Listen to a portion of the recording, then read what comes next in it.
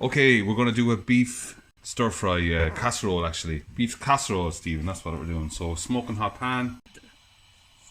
So now we're going to put in the beef. We're going to do it in two lots, okay? Have a look in there, please. Thank you. So we've already seasoned the beef with spices and with some flour, okay? That's cumin, coriander, cayenne pepper, whatever you like. And we're going to brown it off now. Right, so we're just going to brown off the meat. Give it a stir around. Right, so we're going to remove the beef here and it's been browned off and do a second batch then in a minute. Okay, next batch is going in now. Okay, so the meat now is all sealed, the juices are sealed in. So we're taking out the rest of this meat and then we're going to add in some chorizo. Okay, here we go again, putting some chorizo into the pan and I'm going to add in a little bit more oil. Now this chorizo is going to introduce some lovely paprika flavours and some spiciness to the already spicy dish.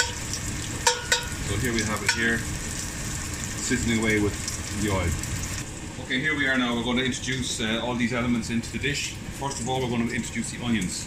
Onions in on top of the paprika and oil. In we go. Sorry, I meant the chorizo and the oil. Here's the onion. Look at those lovely colours developing. Yes, so just to talk about the ingredients here, we have approximately 4 or 5 onions. We have our root vegetables. Here we have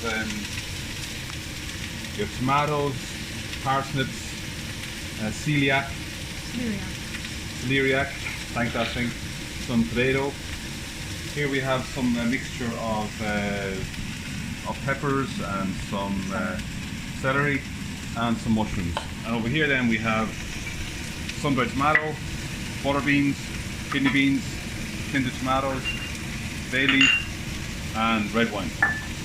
Okay, so those onions have been cooking now for about a minute. We're ready to move on to the next one. So now we're going to pop in our peppers and celery and stir them in.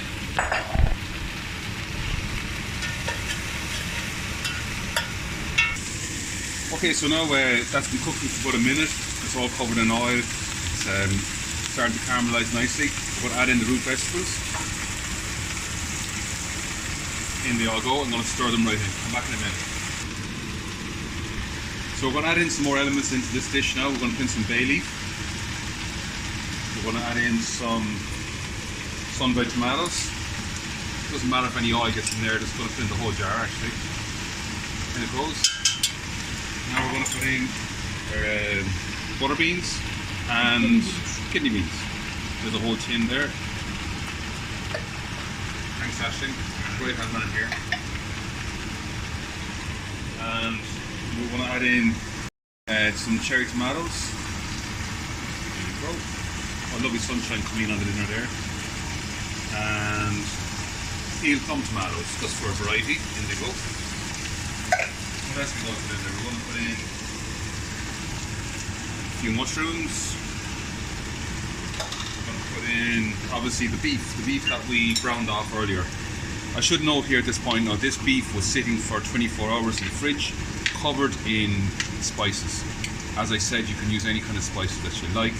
I'm kind of cumin, coriander, and I like to put in cayenne pepper and spicy spices in there. So here we go. Everything is in except for the red wine. So we'll introduce that in a few minutes. So we're going to stir all this in here. Get it boiling up, add the red wine, and that's it for the moment. We're going to slosh in some, it's about a glass of red wine, or glass and a half red wine in there. You can put in more or less, whatever you like. And this mixture, we're going to boil it up for a couple minutes, and then we're going to add it into a slow cooker for about 3 hours. Thank you for watching.